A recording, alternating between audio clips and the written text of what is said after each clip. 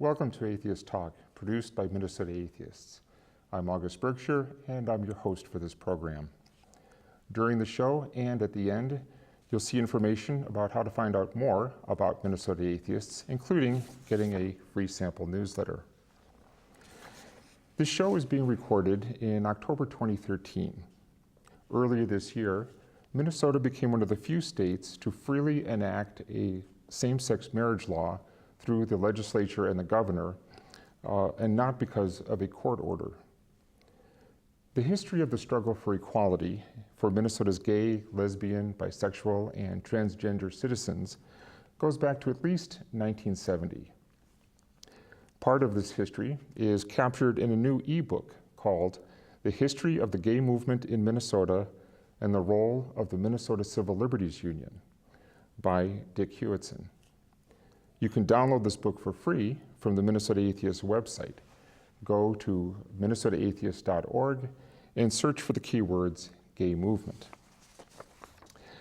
With us tonight is a man who played a huge role in that history, Matthew Stark. Welcome, Matt. Welcome, thank you. Yeah.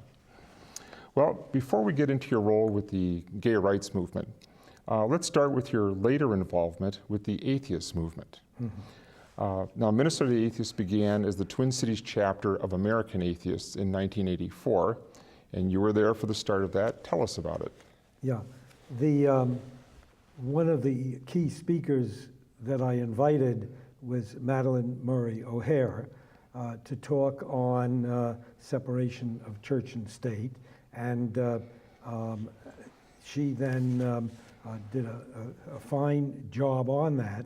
And I made clear to her in advance that not only did I wish her to give a talk about separation of church and state, but also to stay longer because I wanted to talk about setting up a chapter in Minnesota of American Atheists.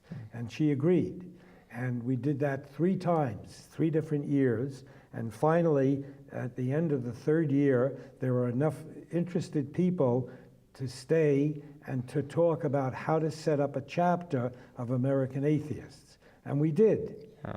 And so, yeah, and this was March of 1984, the one that finally succeeded. yes. And you were the executive director of the Minnesota Civil Liberties Union. You were setting up the annual fundraising banquet. Yes. So Madalyn Murray O'Hare was the speaker at that. And then Yes. you, on your own, out of your own pocket, I believe, rented the room in the basement to Yes. hold a chapter formation meeting. Of American Atheists, right. which later became Minnesota Atheists. Right. And that was at the Leamington Hotel. That's correct. In downtown Minneapolis, which Yes. is no longer there. So when this happened in 1984, you were the executive director Yes. of the Minnesota Civil Liberties Union. Tell us your history with the MCLU. Yeah, I became involved as a member of the MCLU in 1959. And, The year I was born. Is that right? Yeah. Oh, good. And I then became, at that time, the Dean of Students at Moorhead State College in western Minnesota, and at an annual meeting of the MCLU, a friend of mine nominated me to become a member of the board of directors. And I said yes, and I was elected to the board of directors of the Minnesota Civil Liberties Union at that time. Okay, and that was 1959. And eventually you became president of the board. That's right. About, maybe 3 or 4 years later, I was elected president of the Minnesota Civil Liberties Union and served as president until 1973. Mm-hmm. And in 1973, I resigned as president and then subsequently was elected executive director, which is a paid position of the Minnesota Civil Liberties Union. And you were executive director for many years. For a number of years, yes. Yeah. Until I retired in 1987, and then I stayed on about another 10 years before I formally withdrew from the MCLU. Okay. And then what was your relationship with the national ACLU? Yeah. During a certain period of time, some of the members of the MCLU board nominated me and I became a member of the National ACLU as their representative on that organization. And I stayed on as a member of the American Civil Liberties Union. And for many years thereafter, I was a member and became a member of the National Advisory Council of the ACLU. Okay. Now, getting back to Minnesota and gay rights, in 1970, when you were still president of the Minnesota Civil Liberties Union, you got involved in an extraordinary case with Jack Baker and Michael McConnell. Yes. Can you tell us about that? Sure. At the time, I was coordinator of human relations programs at the University of Minnesota. And one of the groups that I advised was gay lesbian organizations. And I immediately had close working relationships with both Jack Baker and Mike McConnell. And they had gone through, excuse me, a very difficult time trying to become married, and they were never successful in that. And the Minnesota Civil Liberties Union, with the approval of the board of directors, said, yes, we're willing to take a case fighting for the rights of Jack Baker and Mike McConnell to get married in 1970. Because they had applied to the Hennepin County for a marriage license and were refused. That's correct. Yes. So then they came to the MCLU for help. Yes, and we took their case. And Mike Weatherby, the first open gay legal counsel of an ACLU affiliate, and Lynn Kastner, a volunteer lawyer for the Minnesota Civil Liberties Union, took the first case in the country on same-sex marriage. And obviously, at least obviously to us, we were taking a case where we had very little feeling that we would win.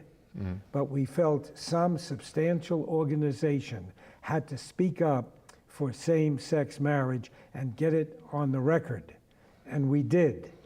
And we litigated that case and subsequently lost, which was no surprise to us, but we took the first same-sex marriage case in the United States of America was taken by the Minnesota Civil Liberties Union. In 1970. In 1970. And what happened when you approached the National American Civil Liberties Union? Yes, and at that time I was a member of the ACLU National Board, and I went to the National ACLU Executive Committee, and I made my plea for them, the ACLU, to join with us in this first same-sex marriage case. And after extensive discussion, they said, no, we will not join with you. And I said, thank you for considering my request. I'm sorry that you're saying no, but they did. Subsequent to that, maybe 20 years later, I got a letter of apology from Norman Dawson, who had been the president and legal counsel of the ACLU. And he said, Matt, you and the Minnesota Civil Liberties Union were correct. We were wrong, the National ACLU, and I'm delighted that you took the case, even though we all knew you were going to lose, which you did. Yeah, and you've actually already answered my next question, is usually you don't take a case if you're really sure you're going to lose, but you explained how it needed to go on the record. Yes, some substantial organization had to stand up and say, there is no reason why gays and lesbians couldn't get involved in same-sex marriage cases. And if people were against same-sex marriage cases, they had an easy way to handle that. Don't marry someone of your sex. But if people of the same sex want to get married, why shouldn't they be able to do so under the First Amendment and the 14th Amendment of the United States Constitution? Okay. Well, explain that a little more. What is it about the First Amendment and the 14th? Both of those amendments talk about the importance of people having the right to make decisions and to speak up, even though the rest of the country may disagree with them. They have the right to be wrong if you think they're going to be wrong in regard to this issue of same-sex marriage. There is no constitutional reason to prohibit people from same-sex marriage. And as a matter of fact, the 14th Amendment makes it very clear that all people should have the right to equal protection under the Constitution, the 14th Amendment. And the First Amendment gives people the right of free speech, which we exercise by saying we wish to get married. Right. And of course, the separation of state and church clause, too. That there are no secular reasons to prohibit a same-sex marriage. There are only religious reasons. That's correct. And one of them is a very interesting one in the First Amendment, where it clearly says, Congress shall pass no law concerning establishment of religion or prohibiting the free exercise thereof. That's wrong, because people really go after the First Amendment and say, you have the right to believe religiously whatever you want, but you do not have a right to practice your religion in the United States of America. You can't take a position, for instance, my religion teaches me that medical doctors should not provide medical assistance for children. There are lots of people who religiously believe that. They have every right to believe it. However, they do not have the right to prohibit medical treatment of their children because of their religion. And frequently, as we all know, the government steps in and takes babies away from their parents and provides them with medical treatment, even though the parents say, but my religion is against medical treatment for babies. And we say, yes, you may say what you wish. You do not have the right in those instances to practice your religion and lead to the deaths of your children.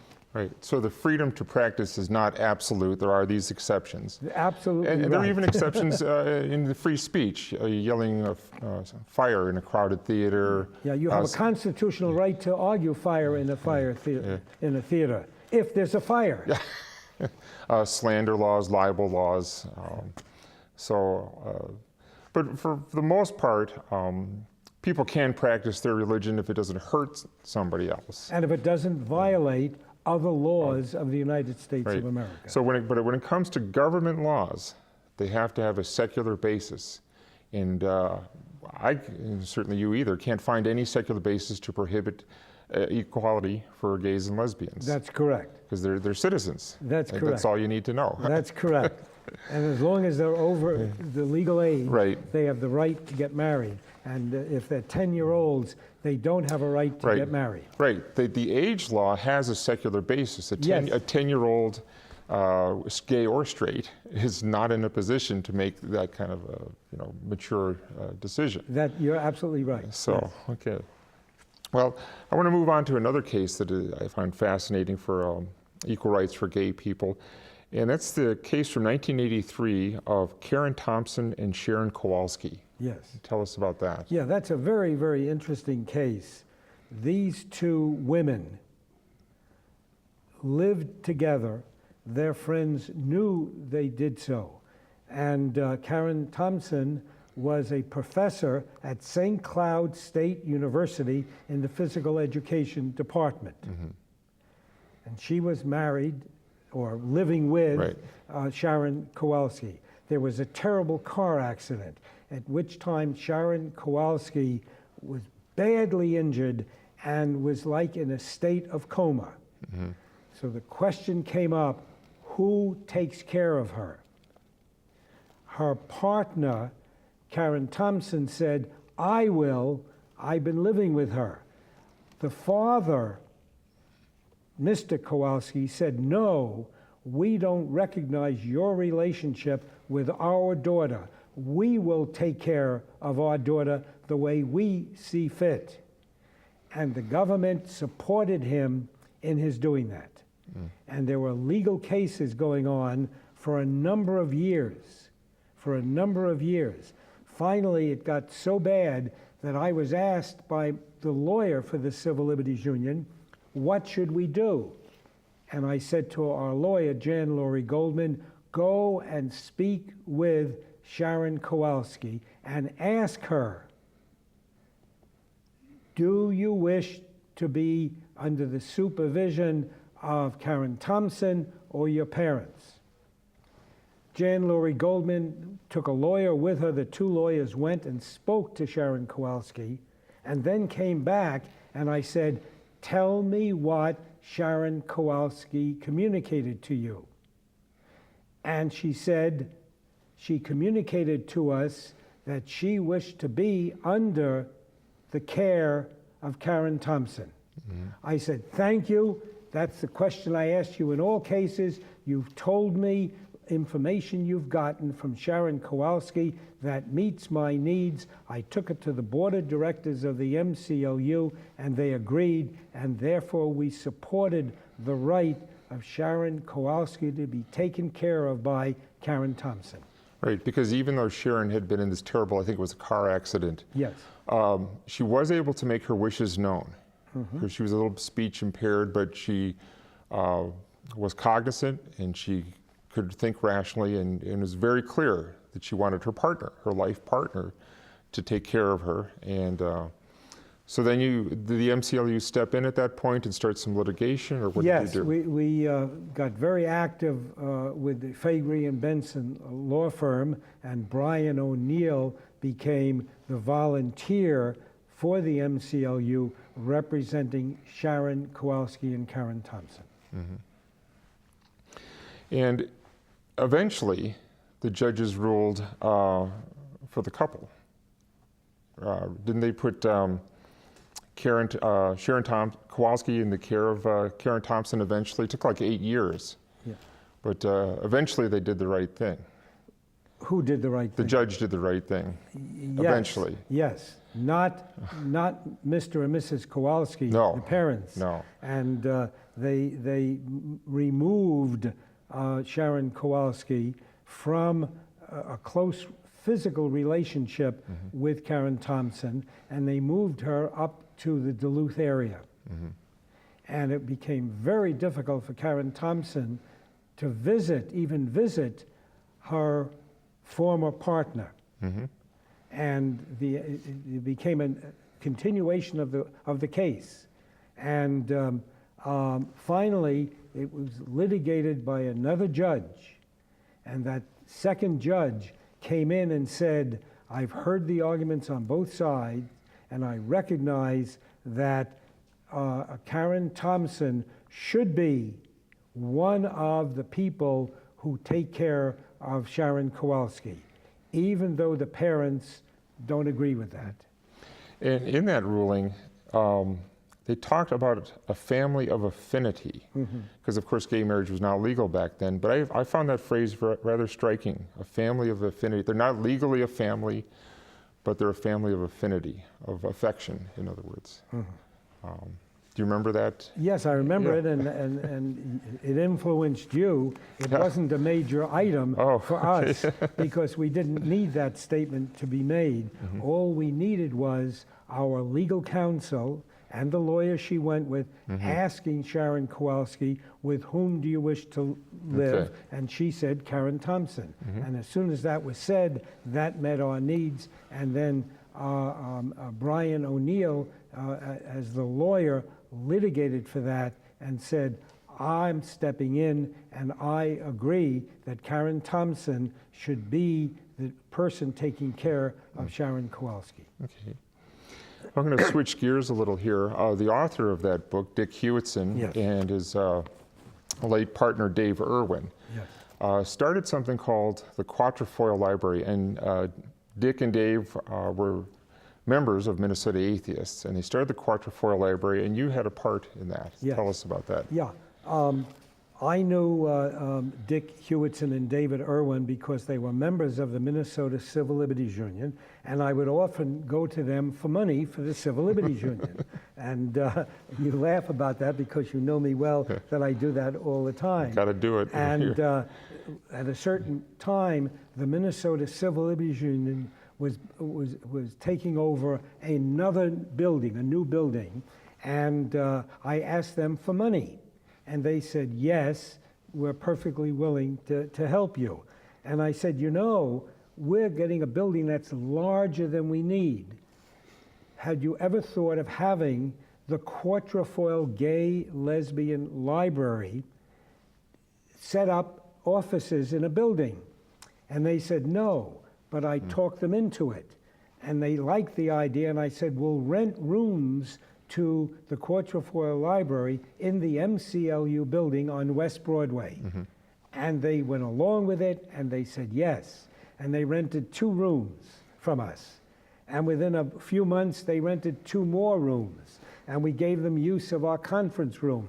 And our secretary would open the door for any visitors from the gay lesbian community who wanted to read books on gay lesbian material, which was what the Quatrefoil Library was all about.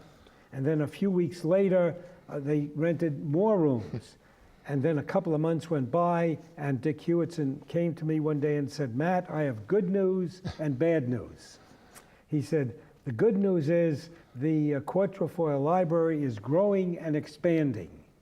Thanks to your volunteering this, and you're bringing it up publicly and urging us to rent rooms. So you really started the Quatrefoil Library in existence. Thank you very much. However, we are now getting to be larger than the MCLU, and we have to rent other quarters. And I said, that's too bad for us, but it's good for the Quatrefoil Library. And they then subsequently rented an office in St. Paul. Yeah. Now, because of your decades, literally decades, of work in the field, work in the courts on equality for gays and lesbians, a couple years ago you were named the Grand Marshal of the Gay Pride Parade in the Twin Cities. That doesn't happen to too many straight people. Can you tell us about that? Yes. A number of years before 2008, I worked with the gays and lesbians and would help them in their marches and their parades, particularly their gatherings at Loring Park in Minneapolis, and I'd be the only speaker other than gays and lesbians. And one day, one of the people active in that organization said, we would like to close Hennepin Avenue for 1 hour on a Friday evening so we could have a rally for 1 hour in the evening. And many groups were able to close Hennepin Avenue at the wishes of the city council. And I said, fine, then the MCLU will